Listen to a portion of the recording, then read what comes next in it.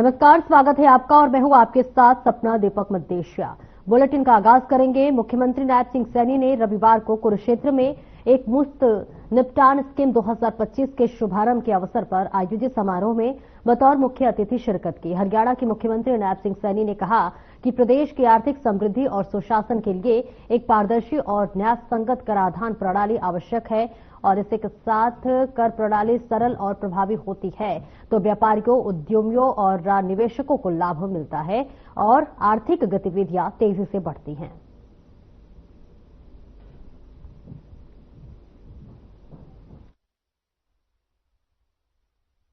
तेईस मार्च के दिन हमारे वो क्रांतिकारी वीर आजम शहीद भगत सिंह, राजगुरुदेव, सुखदेव, उन्होंने इस भारत मां की गुलामी की जंजीरों को काटने के लिए आज के दिन इस भारत मां के ऊपर कुर्बान हुए थे, बलिदान हुए थे। ऐसे महान क्रांतिकारी वीरों को भी मैं प्रणाम करता हूं, उनको दिल से धन्यवाद करता हूं। जिन महापुरुषों के कारण आज हम खुली हवा में सांस ले रहे हैं, उनकी सोच थी वो अपने लिए नहीं, परिवार के लिए भी नहीं, आने वाली पीढ़ियां हमारी सुरक्षित रहें, उनको कोई कष्ट ना हो, खुली हवा में सांस लें। उस विजन को लेकर के उन्होंने इस भारत भूमि के ऊपर अपने आप को कुर्बान किया है।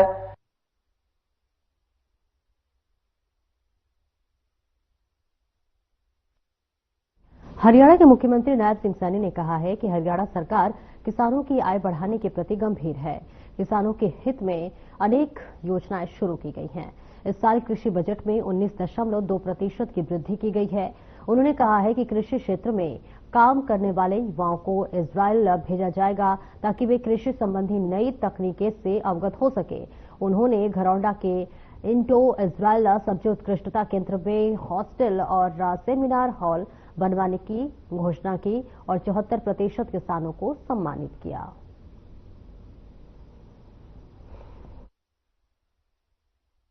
ये 3 दिन जो मेगा सब्जी एक्सपो यहां पर 21, 22 और 23 तारीख को लगातार यहां पर चला है, हर वर्ष ये किसानों के बीच में नई नई टेक्निक इजराइल के साथ मिलकर के अपने किसानों के बीच में पहुंचाने का ये केंद्र काम करता है और इस केंद्र के माध्यम से हमारे लाखों किसान लाभान्वित होते हैं और इसके माध्यम से नई नई तकनीक लेकर के अपनी इनकम बढ़ाने का कार्य करते हैं। ये एक बड़ा उत्कृष्टता केंद्र जिसमें ये 3 दिवसीय यहां पर मेगा सब्जी एक्सपो ये चल रहा था। आज इसके समापन पर आप सबको मैं बहुत बहुत बधाई देता हूं, शुभकामनाएं देता हूं।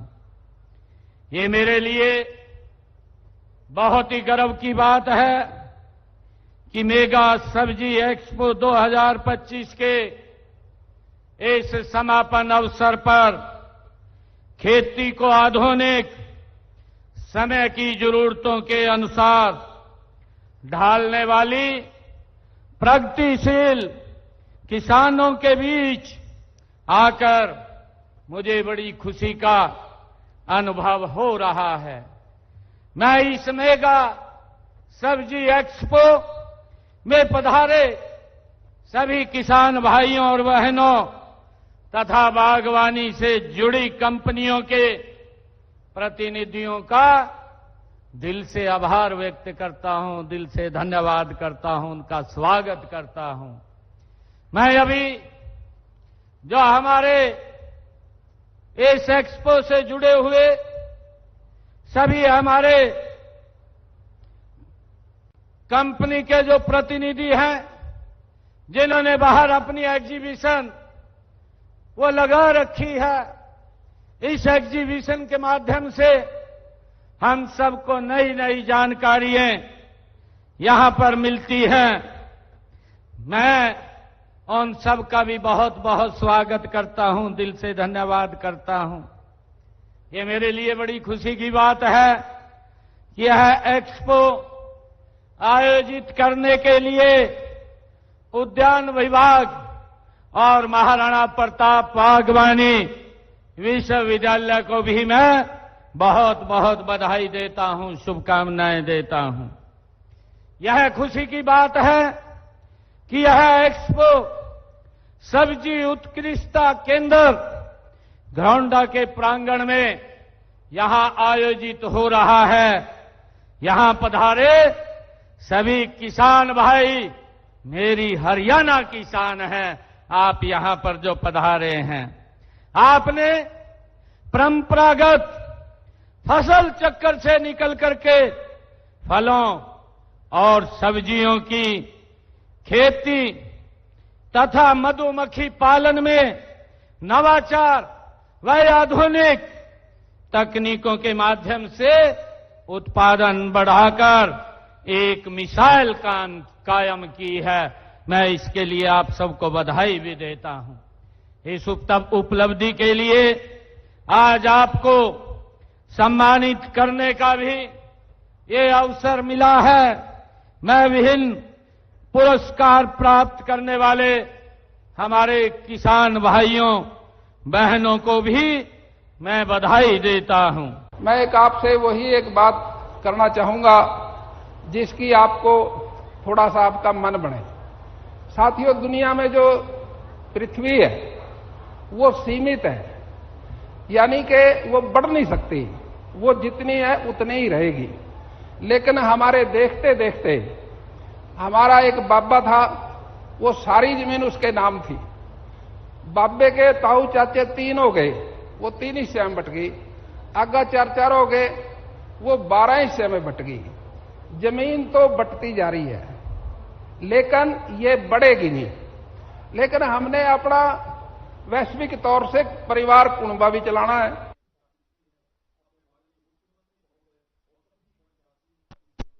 और पलवल जिले के विधानसभा होटल में जो है भाजपा के विधायक हरेंद्र राम रतन ने कहा है कि विधानसभा में मुख्यमंत्री नायब सिंह सैनी ने वित्त मंत्री के रूप में अपना पहला और प्रदेश के इतिहास में अब तक का सबसे बड़ा बजट प्रस्तुत किया है।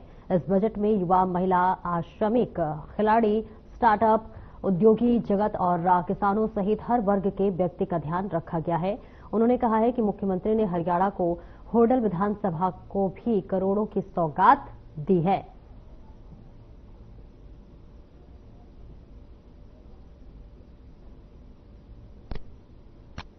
लोकप्रिय मुख्यमंत्री श्री नायब सिंह सैनी जी ने जो बजट पेश किया है वो बहुत ही बढ़िया बजट पेश किया है।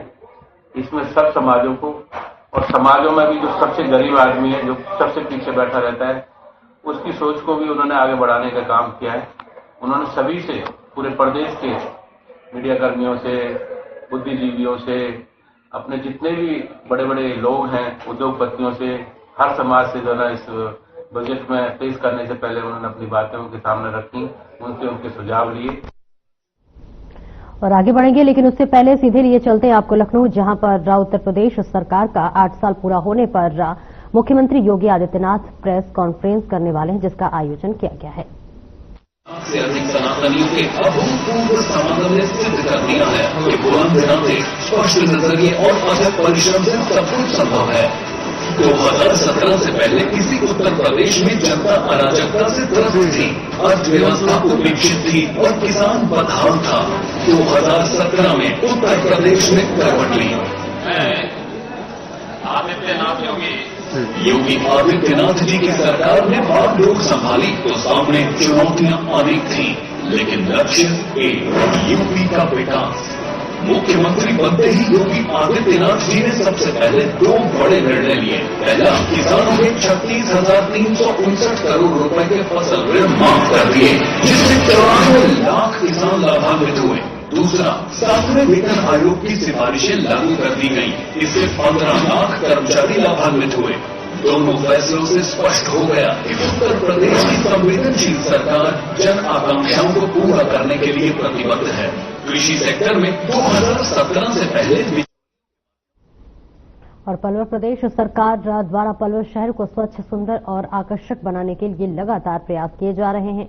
लोगों में राष्ट्रभक्ति की भावना जागृत करने व पलवल को एक नई पहचान देने के उद्देश्य से एक विशेष पहल की गई है। इस पहल के तहत शहर के मुख्य मार्गों, चौराहों और सार्वजनिक स्थानों पर रकुल 750 तिरंगा लाइटों को लगाया जा रहा है और इस योजना की भव्य शुरुआत नेशनल हाईवे से की गई है। हरियाणा के खेल राज्य मंत्री गौरव गौतम ने कहा कि ये पहल जो है वो केवल शहर की सुंदरता बढ़ाने तक सीमित नहीं है। इसका उद्देश्य जो है नागरिकों में देशभक्ति और एकता की भावना की और मजबूत करना है।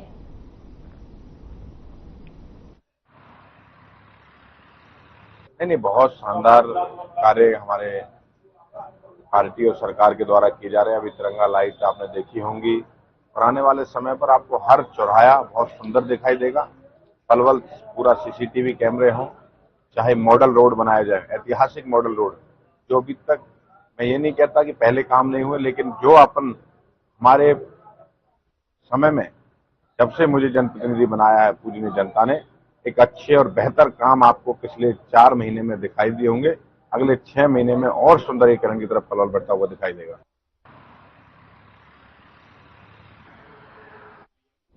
और आगे बढ़ेंगे जहां हरियाणा के मुख्यमंत्री नायब सिंह सैनी से रविवार को उनके निवास संत कबीर कुटिल पर पंजाब के संगरूर जिले के लहरा विधानसभा क्षेत्र में लगभग 15 से ज्यादा सरपंच मिलने पहुंचे।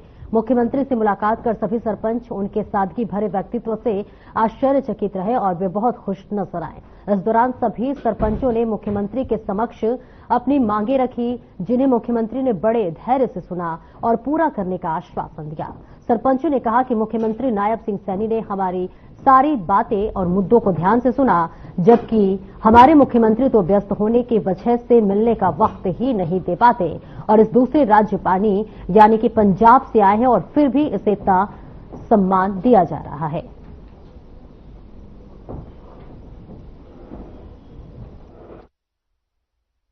साडी धमधाम साहब जिहड़े यादगिरी गेट सी वो काफ़ी खराब हो चुकी सी।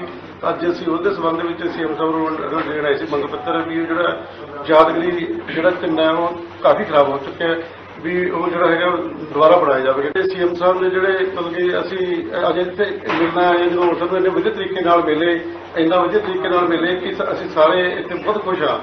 हालांकि साडे पंजाब दे भी सीएम ने वो बहुत ज़्यादा बिजी रहंदे ने कामां कारां चों, इन्ना कम टाइम किसी नूं दे नहीं पाते। सीएम साहब से मिलकर बड़े खुश हैं। उन्होंने हमारी एक मांग को बड़े ध्यान से सुना है। हम भी चाहते हैं कि दूसरे स्टेट से आए हैं, पंजाब से, फिर भी हमारा इतना आदर और सत्कार किया। हमारे पंजाब को भी ऐसे मुख्यमंत्री मिल जाए, हम ऐसी कामना करते हैं। उन्होंने हमारे हर काम को समय पर पूरा करने का भरोसा दिलाया। हम मुख्यमंत्री से मिलकर बड़े खुश हैं, उनका बहुत बहुत धन्यवाद करते हैं। ਅਸੀਂ ਅੱਜ ਸੀਐਮ ਰੈਜ਼ੀਡੈਂਸ ਤੇ ਚੰਡੀਗੜ੍ਹ ਆਏ ਹਾਂ ਜੀ। ਸਾਡੇ ਧਮਧਾਮ ਸਾਹਿਬ ਗੁਰੂ 9ਵੀਂ ਪਾਤਸ਼ਾਹ ਜੀ ਦਾ ਗੁਰੂ ਘਰ ਹੈ। ਉੱਥੇ ਸਾਂਝੇ ਕੰਮ ਸਨ, ਜਿਵੇਂ ਸਾਡੇ ਟ੍ਰੇਨ ਰੋਕਣ ਦਾ ਕੰਮ ਸੀ ਤੇ ਹਰਿਆਣਾ ਰੋਡ ਵਿੱਚ ਬੱਸ ਲਵਾਉਣ ਦਾ ਕੰਮ ਸੀ, ਹੋਰ ਕੰਮ ਸਨ। ਸਾਨੂੰ ਬੜਾ ਵਧੀਆ ਲੱਗਾ ਸੀਐਮ ਸਾਹਿਬ ਨੂੰ ਮਿਲ ਕੇ। ਸੀਐਮ ਸਾਹਿਬ ਨੇ ਸਾਨੂੰ ਇੰਨਾ ਭਰੋਸਾ ਦਿੱਤਾ ਵੀ ਸਾਡੀ ਇੰਨੀ ਆਤਮਾ ਖੁਸ਼ ਹੋਈ ਹੈ ਸਾਰੇ ਸਰਪੰਚਾਂ ਦੀ ਤੇ ਸਾਡੇ ਇਲਾਕੇ ਦੀ, ਵੀ ਸਾਨੂੰ ਸੀਐਮ ਸਾਹਿਬ ਨੇ ਕੱਲੀ ਕੱਲੀ ਚੀਜ਼ ਦਾ ਵਿਸ਼ਵਾਸ ਦਿੱਤਾ ਹੈ ਵੀ ਤੁਹਾਡਾ ਕੱਲਾ ਕੱਲਾ ਕੰਮ ਹੋਏਗਾ। इस करके सीएम साहब का बहुत बहुत धन्यवाद करते हैं भी सानू इहो जिहे सीएम पहली बार इन्ने शरीफ सीएम मिले ने जिन्होंने कल्ले कल्ले काम बारे सानू विश्वास दिवा के साडे काम। और आगे बढ़ेंगे जहां कुरुक्षेत्र के उपमंडल शाहबाद के गांव कल्याण में शहीदी दिवस के उपलक्ष्य में 18वां विशाल कुश्ती दंगल का आयोजन किया गया। इस कुश्ती दंगल कार्यक्रम में हरियाणा के कैबिनेट मंत्री कृष्ण कुमार बेदी ने मुख्य रूप से शिरकत की और खिलाड़ियों को सम्मानित किया। यहां आपको बता दें कि हरियाणा के कैबिनेट मंत्री कृष्ण कुमार बेदी ने जानकारी देते हुए कहा कि शहीद दिवस के उपलक्ष्य में ये विशाल कुश्ती दंगल का आयोजन किया गया और वे शहीदों को नमन करते हैं।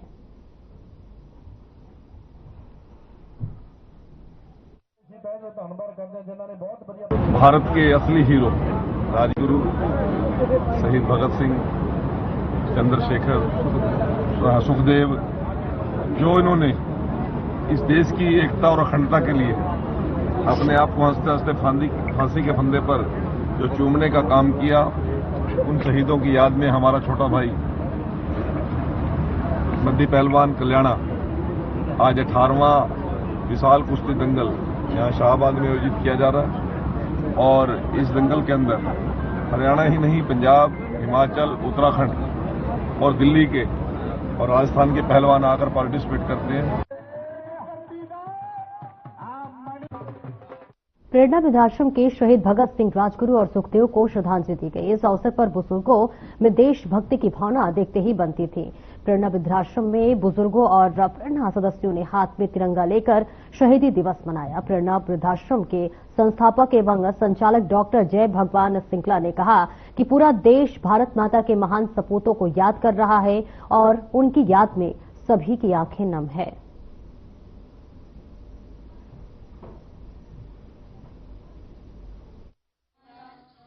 देखिए, जो देश अपने शहीदों का बलिदान भूल जाता है वो देश ज्यादा देर तक आजाद नहीं रह सकता, स्वतंत्र नहीं रह सकता। हम उन शहीदों का बलिदान कैसे भूल सकते हैं जिन्होंने हंसते हंसते अपनी जवानी भारत माता के चरणों में बलिदान कर दी। ये वो शहीद थे भगत सिंह, राजगुरु और सुखदेव, जिन्होंने अपने बलिदान से पूरे देश में क्रांति पैदा कर दी और अंग्रेजी साम्राज्य की नींव हिला कर रख दी। आज हमने सभी ने उनको स्मरण किया, उनके बारे में अपने विचार रखे, सभी को सोचने पर विवश कर दिया कि अगर वो ना होते तो क्या हम स्वतंत्र हो पाते।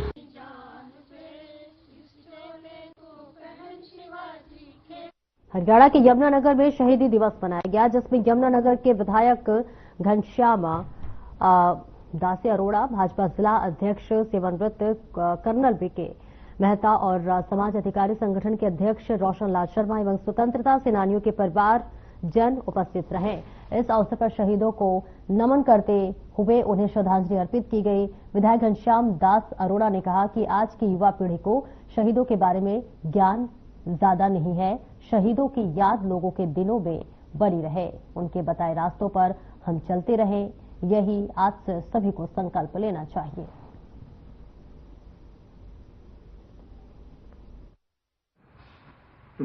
समाज हितकारी संगठन द्वारा यमुनानगर के भगत सिंह पार्क में आज शहीद आजम भगत सिंह, राजगुरु सुखदेव जी का शहीदी दिवस मनाया गया। इस अवसर पर यमुनानगर के विधायक घनश्याम दास अरोड़ा, बीजेपी जिला अध्यक्ष राजेश छपरा, बीके मेहता सहित भारी संख्या में स्वतंत्रता सेनानियों के परिवार शामिल हुए। शहीदों को नमन किया गया, सांस्कृतिक कार्यक्रम पेश किए गए। वास्तव में समाज हितकारी संगठन 1982 से भगत सिंह, राजगुरु सुखदेव जी का शहीदी दिवस मना रहा है, जिसमें अलग अलग समय पर राज्यपाल, मुख्यमंत्री, मंत्री, सांसद, विधायक भाग लेते आ रहे हैं।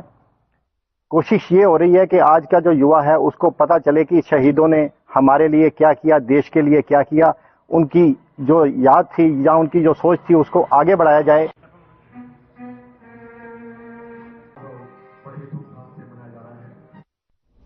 मंडल होटल में शहीदी दिवस के मौके पर Rajit fitness gym and nutrition point ने 5वां रक्तदान शिविर लगाया गया, जिसमें 61 यूनिट रक्त एकत्रित किए गए और इस मौके पर रक्तदाताओं को हेलमेट वितरित कर सुरक्षा का भी संदेश दिया गया। युवाओं ने शहीदों की प्रतिमा के समक्ष दीपक प्रज्वलित कर रक्तदान शिविर का शुभारंभ किया और टीम के प्रधान लखपत यदुवंशी ने बताया कि उनकी युवा टीम 5 वर्षों से शहीद दिवस के मौके पर रक्तदान शिविर लगाते हैं।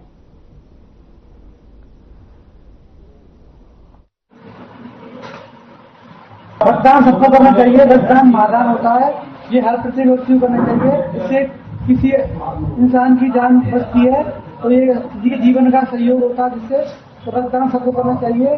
और इसलिए हम शहीदी दिवस पे कहना चाहिए कि सबको रक्तदान करना चाहिए। रक्तदान महादान का एक नारा होता है, तो रक्तदान महादान होता है, तो आप रक्तदान कीजिए। जीत न्यूट्रिशन और जीत फिटनेस जिम की तरफ से हमने एक छोटा सा सिविल कैंप लगाया है ब्लड डोनेशन का। इसमें मेरे सभी प्यारे भाइयों और बहनों ने पूरा सहयोग दिया है। और 23 मार्च में शहीदी दिवस के कारण भगत सिंह, सुखदेव, राजगुरु, उनकी याद में हमने एक ब्लड डोनेशन कैंप लगाया है, जिसमें मेरे सभी बड़े भाइयों और छोटे भाइयों ने पूरा सहयोग किया है। उसमें हमने 40 से 50 यूनिट ब्लड डोनेशन किया है और ज्यादा से ज्यादा संख्या में लोग पहुंचकर भैया जो भी है अपने भाईचारे की तरफ से इसका सहयोग करें।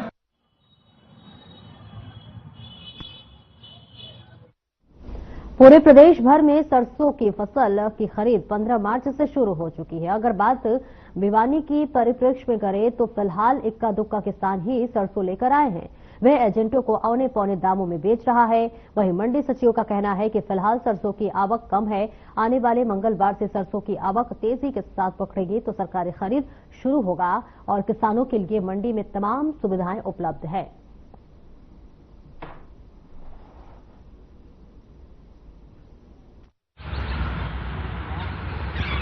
क्या सरकार की जो नीतियां हैं, ये व्यापारी हटाने की नीतियां हैं, इसके खिलाफ मतलब हमारे ऊपर इतनी शर्तें थोपी जा रही हैं, उन शर्तों को हम भरपाई नहीं कर पा रहे। जैसे हमारे पास 25 लाख रुपए सिक्योरिटी, मकान की रजिस्ट्री, 2 ब्लैंक चेक, ये आप जमा कराओ। जब आपको हैंडलिंग एजेंट मतलब लेबर कॉन्ट्रैक्टर ठेकेदार बना के हमारे को, न कि आड़ती, कभी 25 लाख रुपए जमा करा कर हमारे को आड़ती का दर्जा नहीं मिल रहा, हमें तो एक ठेकेदार और मजदूर का दर्जा मिल रहा है और वो राशि हमारे को 3-4 महीने बाद वापस मिलती है। हम ये राशि अमाउंट भरने के लिए तैयार नहीं है किसी भी सूरत में। ये चौधरी बंसीलाल की सन 74 में मंडी अनाज मंडी काटी हुई है। ये सबसे पुरानी अनाज मंडी है भिवानी की। इस भिवानी अनाज मंडी का पूरे हरियाणा में, पूरे हिंदुस्तान में सिक्का बिकता है और हमारे व्यापारी भाइयों के साथ ऐसी ज्यादती हो रही है अनाज मंडी में जिसका हम भरपाई नहीं कर सकते किसी सूरत में। भिवानी में जैसे हरियाणा, पूरे हरियाणा की देखी जाए तो साउथ हरियाणा के अंदर सरसों की अराइवल जल्दी हो जाती है और हमारे इस डिस्ट्रिक्ट में थोड़ी सी लेट होती है और अभी भी आप देखोगे तो कटाई चल रही है और मंडे से संभावना है कि सरसों की आवक चारों से शुरू हो जाएगी। रीजन क्या? नहीं, अप्रैल का 1 अप्रैल से नहीं, अभी मंडे से हो जाएगी, परसों से शुरू हो जाएगी क्योंकि कटाई चल रही है अभी और सरसों अभी शुरू हुई आनी। अब तक और कुछ अराइवल है लेकिन गिल्ली है सरसों, बिक नहीं पाई अभी। होने वाली किसान मंडी में हमें अंदाजा है कि सोमवार मंगलवार तक किसान आने शुरू हो जाएंगे मंडी में रेगुलर। मंडी में किसानों के लिए सभी प्रकार की व्यवस्थाएं हैं जी, पानी की है और कैंटीन है हमारी, खाने के लिए 10 रुपए में जो है ना और पौष्टिक भोजन मिलता है।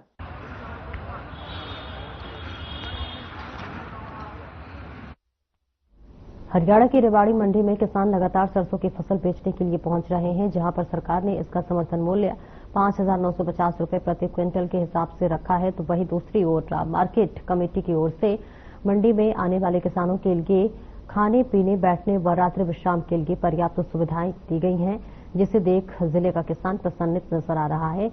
बारिश से फसल को बचाने के लिए पर्याप्त टीन शेड की व्यवस्था भी की गई है ताकि किसानों की फसल खराब न हो। इस संदर्भ में मार्केट कमेटी के सचिव नरेंद्र कुमार की माने तो इस बार सरसों की फसल 5,950 रुपए प्रति क्विंटल के समर्थन मूल्य पर है और इसी के साथ फैट खरीद कर रही है। मेरी फसल मेरा ब्यौरा पर रजिस्टर किसान एक दिन में 25 क्विंटल सरसों बेच सकेगा और अभी तक 4,500 क्विंटल सरसों की खरीद सिर्फ रेवाड़ी मंडी में की जा चुकी है।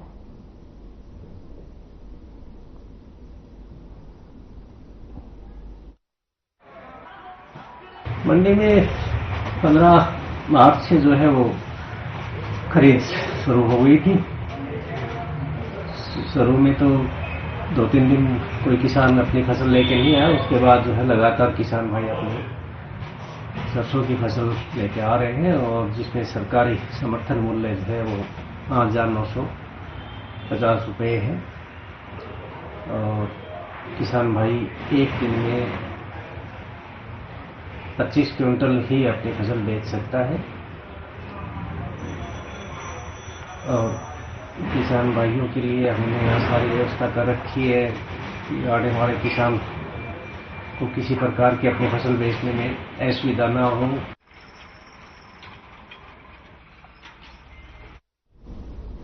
फिलहाल इस बुलेटिन में इतना ही। नमस्कार।